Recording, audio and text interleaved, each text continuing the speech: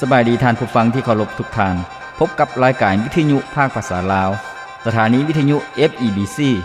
รายการ30นาทีต่อไปนี้หวังว่าจะเป็นประโยชน์ต่อท่านผู้ฟังในการดำเนินชีวิตเมื่อท่านผู้ฟังได้ติดตามรายการนี้ท่านก็จะมีความหวังมีความสุขในการดำเนินชีวิตเชิญท่านผู้ฟังติดตามได้ดังต่อไปนี้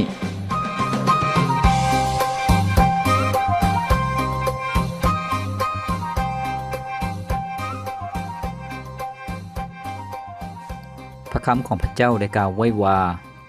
แต่ก่อนอื่นหมดเจ้าทั้งหลายจงแสวงหาราชอาณาจักรของพระเจ้าและความชอบธรรมของพระองค์แล้วพระองค์จะทรงเพิ่มเติมสิ่งทั้งปวงเหล่านี้ให้แก่พวกเจ้าพระธรรมมัทธิวบทที่6ข้อที่33สุขสบายดีพ่อแม่พี่น้องท่านผู้ฟังที่เคารพรักทุกท่านพบกันอีกเช่นเคยกับรายการชีวิตนี้ยังมีความหวังข้าพเจ้าพรประเสริฐผู้ดำเนินรายการยินดีต้อนรับท่านผู้ฟังเข้าสู่รายการของพวกเราซึ่งรายการของพวกเรานั้นได้ออกอากาศทุกๆมื้อทางวิทยุท่านผู้ฟังตั้งแต่ตอนเช้า 6:30 นถึง 7:00 นแล้วก็ตอนแลง 18:30 ถึง 19:00 นท่านผู้ฟังสามารถรับฟังรายการของพวกเราซึ่งอยู่ในคลื่นของชอร์ตเวฟท่านผู้ฟังหากท่านผู้ฟังมีวิทยุท่านผู้ฟังสามารถเห็น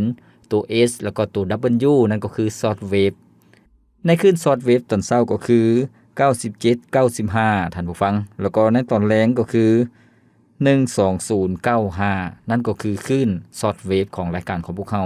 ท่านผู้ฟังสามารถรับฟังได้แล้วก็ที่ผ่านมารายการของพวกเรานั้นได้นำเสนอในหลายๆหัวข้อหลายๆภาคส่วนนอกจากฟังทั้งวิทยุแล้วรายการของพวกเรานั้นยังมีการไลฟ์สดผ่านทางอินเทอร์เน็ตท่านผู้ฟังก็คือใน YouTube แล้วก็ใน Facebook ใน Facebook เพียงแต่ท่านผู้ฟังพิมพ์เข้าไปคำว่า FEBCภาษาอังกฤษท่านผู้ฟัง FEBC ลาวภาษาอังกฤษท่านผู้ฟังก็จะเห็นหน้าหรือว่าเห็นเพจของรายการของพวกเราท่านผู้ฟังสามารถรับฟังรายการของพวกเราตั้งแต่รายการทำอิฐจนถึงปัจจุบันนี้ซึ่งมี500กว่าหัวข้อแล้วท่านผู้ฟังเชื่อว่าแต่ละหัวข้อนั้นจะเป็นพระพรให้แง่คิดให้ความรู้ที่ดีสำหรับท่านผู้ฟังแล้วก็ในปัจจุบันนี้พวกเราได้เรียนรู้มาถึงภาคส่วนคำหนุนใจในหัวข้อต่างๆท่านผู้ฟังที่เคารพในมื้อที่ผ่านมาพวกเราได้รับฟังนำกันแล้วในหัวข้อที่บอกว่าวิญญาณแม่นหยังท่านผู้ฟัง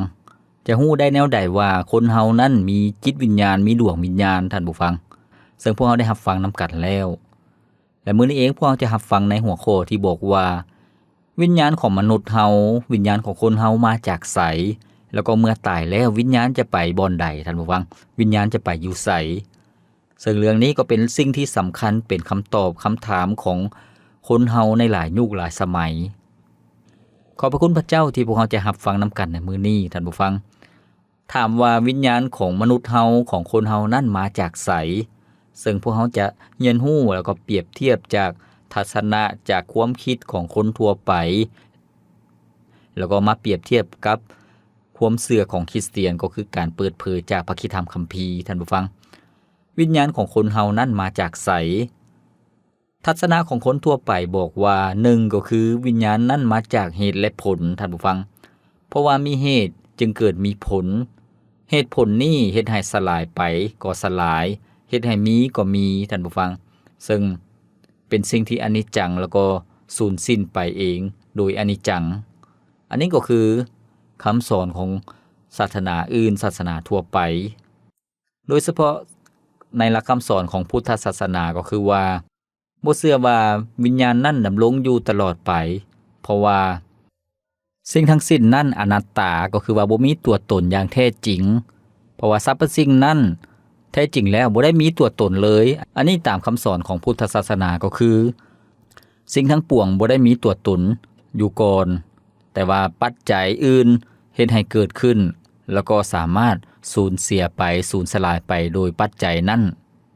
ว่าสรุปก็คือว่าในคำสอนของพุทธศาสนาก็สอนว่าจิตวิญญาณของเฮานั้นบ่ได้อยู่อนิจจังจิตวิญญาณของพวกเฮานั้นบ่ได้อยู่ตลอดไปสามารถดับสูญไปได้ส่วนจิตวิญญาณที่บ่ได้ดับสูญก็คือว่าจิตวิญญาณที่อยู่ในเวรกรรมที่จะ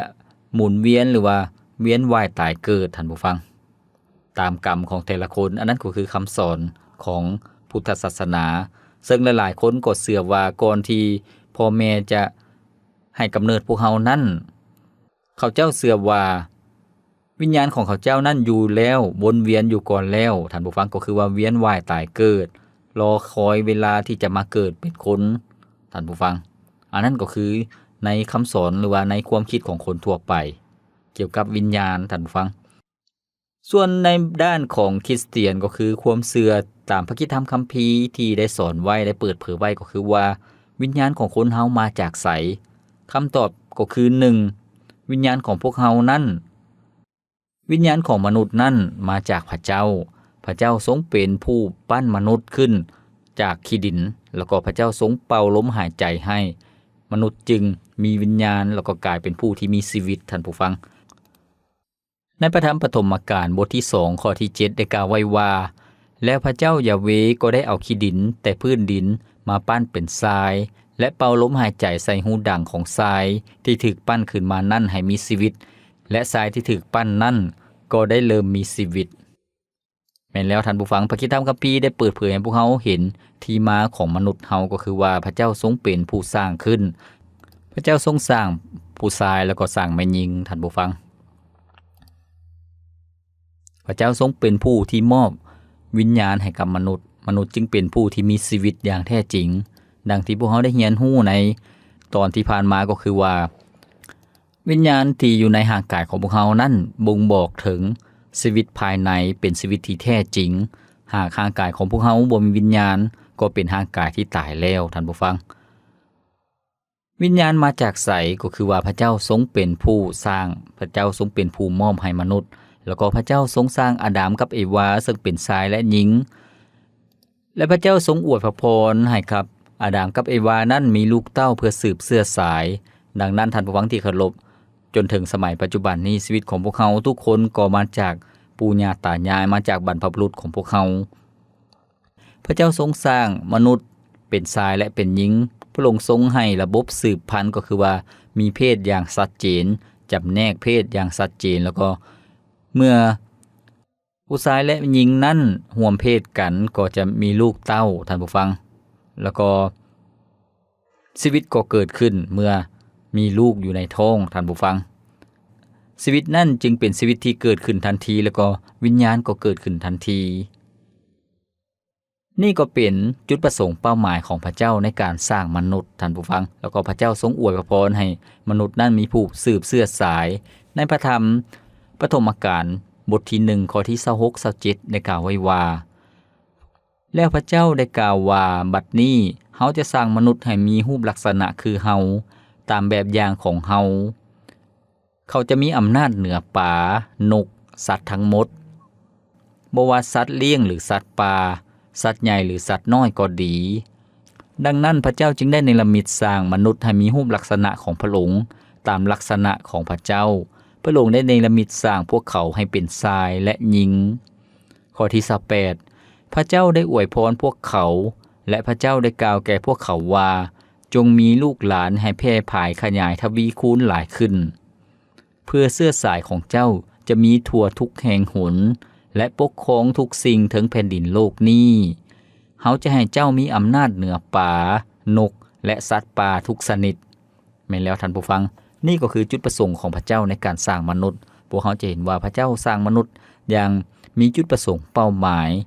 แล้วก็พระเจ้าทรงสร้างมนุษย์นั่นเป็นผู้ที่มีลักษณะพิเศษคือกันกับพระเจ้าขอบพระคุณพระเจ้าดังนั้นท่านผู้ฟังที่เคารพให้พวกเขาที่จะฮู้จักพระเจ้าพระผู้สร้างเป็นเจ้าของชีวิตของพวกเขาบ่ต้องตกอยู่ภายใต้อำนาจของสิ่งอื่นของรูปปั้นรูปเคารพที่มนุษย์สร้างขึ้นมาบ่ต้องตกอยู่ภายใต้อำนาจของสิ่งที่ลับลี้หรือว่าสิ่งศักดิ์สิทธิ์ต่างๆแต่ให้พวกเขาเชื่อวางใจในพระเจ้าท่านผู้ฟังที่เคารพมื้อนี้พวกเรากำลังรับฟังนํกันในหัวข้อที่บอกว่าวิญญาณของมนุษย์มาจากไสแล้วก็ตายแล้วจะไปอยู่ไสท่านผู้ฟังให้พวกเราพักฟังเพลงจากรายการของพวกเราก่อนจัก1เสียงเพลงแล้วพวกเราจึงมารับฟังนํกันอีกในภาคส่วนที่2ที่บอกว่าหลังจากความตายแล้ววิญญาณของมนุษย์นั่นจะไปอยู่บ่อนใด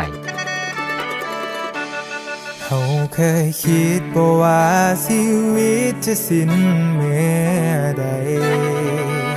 ยิ่งใหญ่ล้นฟ้าอำนาจเงินทองเอาไปบ่ได้ ผู้ใดเป็นเจ้าของลมหายใจจะช่วยเราได้ในวันสุดท้ายโดยบ่ต้องตายตกในนรกบึงไฟพระเจ้าทรงกำหนดชีวิตมนุษย์ทุกคนผ่านแดดลมฝนสุดท้ายหวนคืนไปสู่พื้นดินมีวันจบสิ้นตามกาลเวลาเปรียบดังดอกหญ้าที่เหี่ยวแห้งไปออกดอกเบ่งบานเท่าใดสุดท้ายบ่เหลือความงามเลย1,000 ปีอยู่ในโลกนี้สำหรับพระองค์แล้วมันเป็นเพียงวันเดียวเท่านั้นเฮาจึงได้หูว่าชีวิตนี้มันสั้นเท่าใดเจอใส่ชีวิตจังได้มันถึงจะมีคุณค่า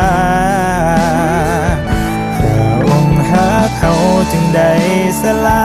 ชีวาเพื่อไทยเพื่อเฮาจะบ่ได้สายชีวิตอย่างให้จุดหมายจะได้หูว่าชีวิตนี้มีพระเจ้าแสนดีที่บ่ทิ่มเฮาไปช่วยให้เฮาได้ไปอยู่สวรรค์กับพระองค์นิรันดร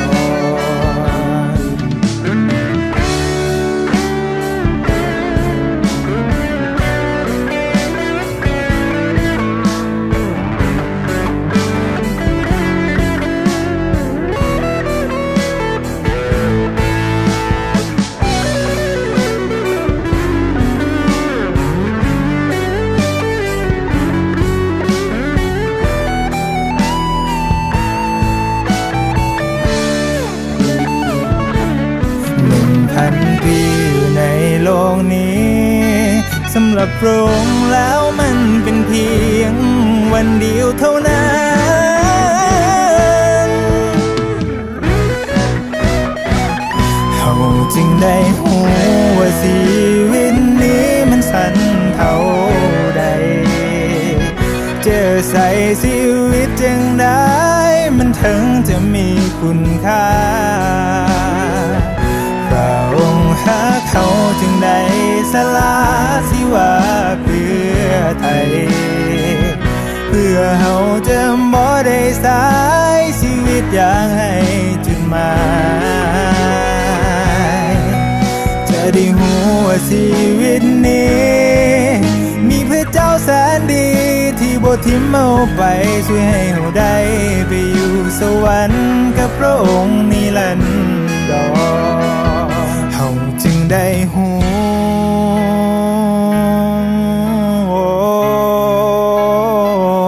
เจอใส่ชีวิตจึงได้ให้มีคุณค่า แล้วให้พวกเราคือตึกตองบนชีวิตของพวกเราว่าชีวิตของพวกเรานั้นจะเฮ็ดแนวใดจึงจะเป็นชีวิตที่มีคุณค่าเป็นชีวิตที่มีความหมายพระเยซูเจ้าทรงหักพวกเราตายแทนพวกเราดังนั้นชีวิตของพวกเราเมื่อฮู้จักกับองค์พระเยซูเจ้าชีวิตของพวกเรานั้นก็ยังมีความหวังได้อยู่กับพระเจ้าในแผ่นดินสวรรค์ตลอดไปดังบทเพลงที่พวกเราได้ฟังไปแล้วนั้นท่านผู้ฟังที่เคารพมื้อนี้พวกเรากำลังรับพระพรกำลังรับฟังน้ำกันในหัวข้อที่บอกว่าวิญญาณของมนุษย์วิญญาณของคนเฮานั่นมาจากไสแล้วก็เมื่อพวกเฮาตายไปแล้วเมื่อพวกเฮาเสียชีวิตไปแล้วจิตวิญญาณของพวกเฮานั่นจะไปอยู่ไสซึ่งในช่วงทำอิฐพวกเฮาได้เรียนรู้นํกันแล้วจิตวิญญาณมาจากไสซึ่งพวกเฮาได้สามารถเปรียบเทียบทัศนะของคนทั่วไปของคำสอนทั่วไปกับทัศนะของความเชื่อของคริสเตียนตามคำสอนของพระคัมภีร์คำตอบที่พวกเฮาได้ก็คือว่าวิญญาณนั้นมาจากพระเจ้าชีวิตของมนุษย์เฮานั้นทุกคนล้วนแต่มีวิญญาณแล้วก็วิญญาณนั้นมาจากพระเจ้าและมาถึงคำถามที่2ที่บอกว่าหลังจากตายแล้ววิญญาณของมนุษย์นั่นจะไปอยู่ไสจะไปอยู่บ่อนใดท่านผู้ฟังซึ่งพวกเราจะสามารถเปรียบเทียบ2ทัศนะก็คือความเห็นของคนทั่วไปตามหลักคำสอนของคนทั่วไปคือไปอยู่ไสแล้วก็อีกด้านหนึ่งคือการเปรียบเทียบกับคำสอนการเปิดเผยในพระคัมภีร์ในความเชื่อของคริสเตียนเป็นแนวใด ให้พวกเรามารับฟังนำกันก็คือว่า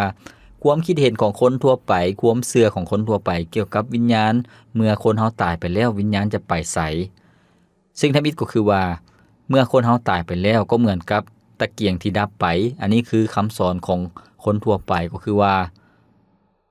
ทุกอย่างนั้นดับสูญไปท่านผู้ฟังเขาเจ้าเชื่อว่าเมื่อคนเฮานั้นจากโลกนี้ไปหรือว่าเสียชีวิตไปหมดลมหายใจก็คือกันกับตะเกียงที่มีไฟแล้วก็ดับไปเลยบ่มีหยังทุกอย่างนั้นดับสูญไปแตกดับไปท่านผู้ฟังความคิดเห็นอย่างที่2ก็คือว่าหลังจากความตายแล้ววิญญาณของมนุษย์นั้นก็ได้ไปเกิดใหม่ก็คือว่าต้องหมุนเวียนว่ายตายเกิดดังที่พวกเฮาได้เคยได้ฟังไปบางคนเกิดในหลายๆชาติมีชาติปางก่อนหลายคนมีชาติหน้าท่านผู้ฟังซึ่งคำสอนของคนทั่วไปที่มีความเข้าใจก็คือว่าบางคนเป็นปู่ย่าตายายเมื่อตายแล้วก็มาเกิดเป็นลูกเป็นหลานของลูกของหลานท่านผู้ฟังอันนั้นก็คือความเชื่อของเขาเจ้ายังคิดว่าผู้ที่บ่ได้ไปพุทธไปเกิดใหม่ก็จะวิญญาณของเขาเจ้านั้นก็จะเข้าสู่วัฏจักรของการเวียนว่ายตายเกิดท่านผู้ฟังเวียนว่ายตายเกิดคือแนวใดบางคนฆ่าสัตว์ตัดชีวิตหลายฆ่าเป็ดฆ่าไก่ฆ่าหมูฆ่างัวฆ่าควายก็จะเกิดมาเป็นสัตว์ให้คนอื่นฆ่าเพื่อให้ตัวเองนั้นมาสดใช้เวรกรรมท่านฟังอันนี้ก็คือคำสอนของพุทธศาสนาหลายๆคนก็เวียนว่ายตายเกิดตามวัฏจักรคำสอนของเขาเจ้ายังบอกว่าบางคนตายแล้วก็กลายเป็นผีที่พเนจรอยู่ในโลกนี้เพราะว่ายังบ่สามารถไปพุทธไปเกิดได้เพราะว่าตนเองนั้นมีเวรกรรมหลายนี่คือคำสอนของคนทั่วไปท่านผู้ฟังบางคนกลายเป็นผีที่พเนจรบ่มีบ่อนอยู่บ่มีบ่อนอาศัยอีกทฤษฎีหนึ่งหรือว่าทัศนะหนึ่งก็คือว่าทัศนะของคงจื้อซึ่งเป็นคนจีนก็คือว่าเป็นทฤษฎีที่บ่ฮู้ก็คือบอกว่าบ่ฮู้เกิดจะฮู้ตายได้แนวใดอันนี้ก็คือทฤษฎีที่บ่ฮู้ของคงจื้อท่านผู้ฟังแต่ว่าท่านผู้ฟังที่เคารพให้พวกเรามาหาคำตอบสำหรับคำถามที่บอกว่าหลังจากตายแล้ววิญญาณของมนุษย์จะไปอยู่ไสซึ่งพระคิดธรรมคัมภีร์ได้เปิดเผยให้ท่านผู้ฟังก็คือว่าพระคิดธรรมคัมภีร์จะจำแนกหรือว่าใจแยกคนสอบธรรมแล้วก็คนอธรรมซึ่งเป็นคน2ประเภทท่านผู้ฟังประเภทธรรมอิทธิพระคัมภีร์ได้บอกให้พวกเราฮู้ก็คือว่าคนสอบธรรมท่านผู้ฟัง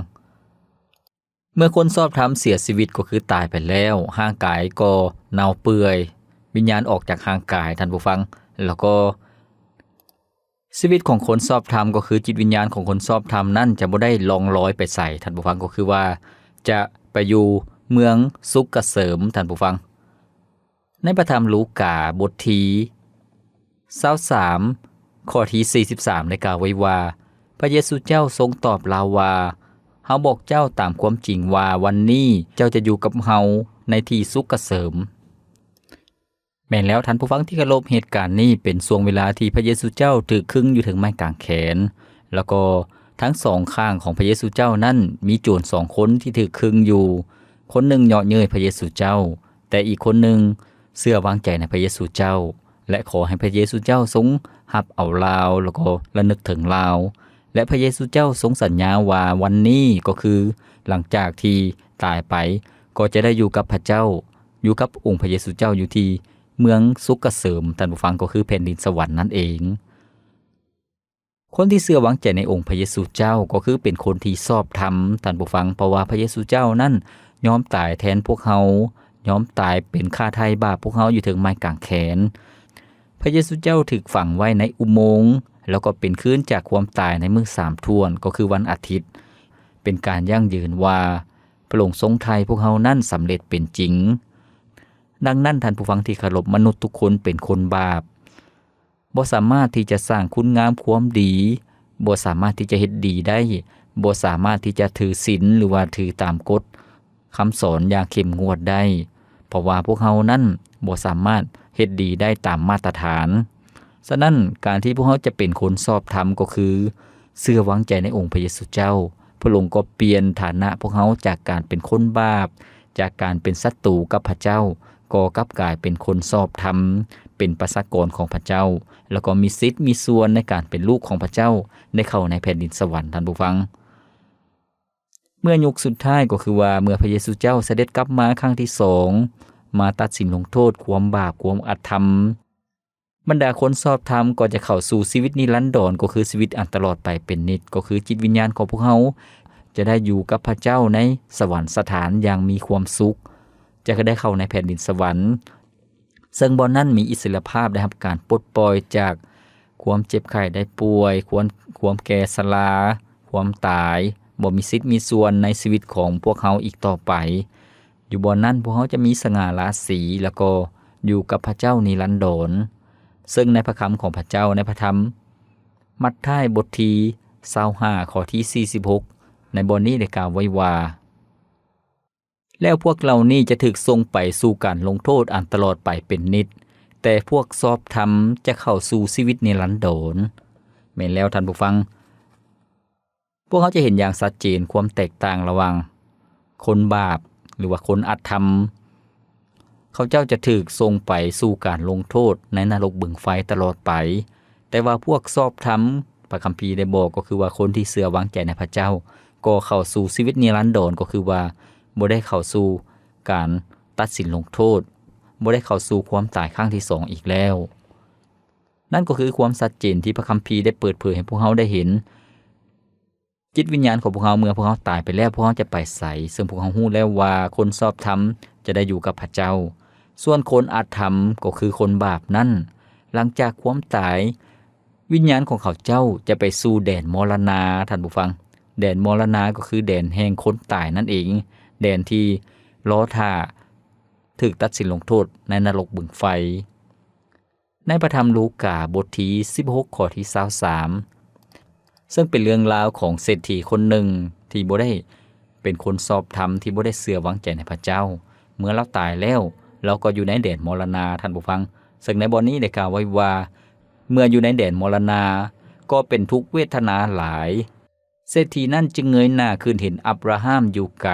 และเห็นลาซาโรอยู่ในเอิกของทานท่านผู้ฟังที่เคารพพระเยซูเจ้ากำลังสอนประชาชนและก็บรรดาผู้ติดตามพระองค์ก็คือลูกศิษย์ของพระองค์ให้เข้าใจให้ฮู้จักเรื่องชีวิตหลังความตายพระเยซูเจ้าได้เล่าเรื่องของเศรษฐีกับขอทานชื่อว่าลาซาโรขอทานนั่นเป็นคนที่อย่างเก่งพระเจ้าเชื่อในพระเจ้าเมื่อเราจากโลกนี้ไปเราก็ได้อยู่กับคนชอบธรรมอยู่กับอับราฮัมซึ่งเป็นบรรพบุรุษแห่งความเชื่อเป็นคนที่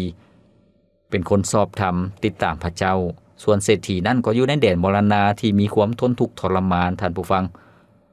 หิวข้าวก็บ่ได้กินหิวน้ำก็บ่ได้ดื่มมีแต่ความทุกข์ทรมานแล้วก็มีไฟอันร้อนแรงท่านผู้ฟังในพระคำของพระเจ้าซึ่งในพระธรรมพระนิมิตบทที่20ข้อที่14ข้อที่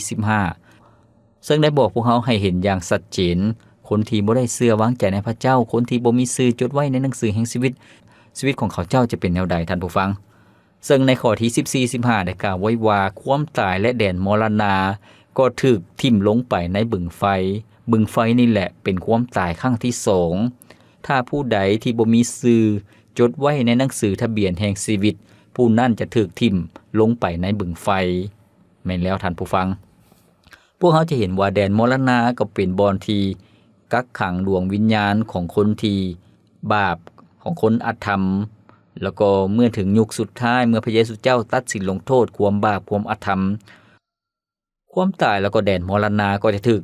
ทิ่มลงไปในบึงไฟอีกแสดงว่าจิตวิญญาณของคนที่บ่ได้รู้จักกับพระเจ้านั่นก็